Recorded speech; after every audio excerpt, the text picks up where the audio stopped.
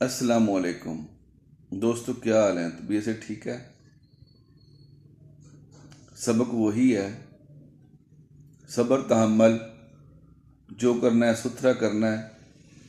पहले एक चीज़ को कायम करें जो आगे चलकर अक्सीर होगी।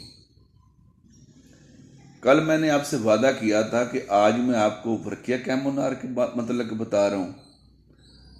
कल फिर मैं आपको सिमल फार के मतलब बताऊंगा। ऐसे ही है ना? सिमल फार के मतलब पहले मैंने काफ़ी वीडियो जो हैं वो अपलोड किए हैं। आज मैंने इसको सज्जी के साथ, सफ़ेद सज्जी 5 तोला आपने सिमल फार सफ़ेद लेना है।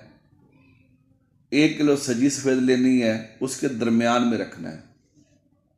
सिमल फार को बाटी में डालकर आग पर रख दे। हल्की आंच पर इसको आपने पकाना है।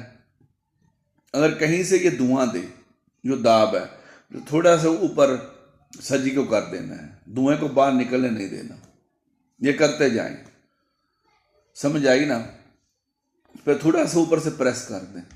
जो दाना लोग हैं, बार बार काम करते हैं, वो मेरी बात को समझते हैं। तो इसको आपने 12 घंटे पकाना है, हल्की आंच पे। फिर थोड़ा थोड़ा तेज करें, यानी तदरीजी आंच पे।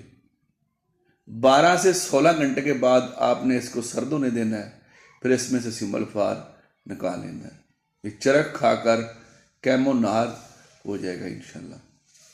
वो वर्किया ले लें जो मैंने कायम किया है, ये सिमल फार ले लें जो मैंने कायम करने के मतलब आपको बताया है। फिर आगे गंदक करनी है, उसके आगे फिर हमने पारे को करना है। फिर इसके साथ हमने किसी चीज़ को रंगीन करना है। ठीक है? ये बनाएं और इससे फ़ायदा उठाएं। ये खुराकी तौर पर भी बाकमाल चीज़ है। इसका तेल भी बन सकता है। हज़ारों तरीके हैं मेरे पास, लेकिन एक एक करके, थोड़ा थोड़ा करके आपको बता रहा हूँ।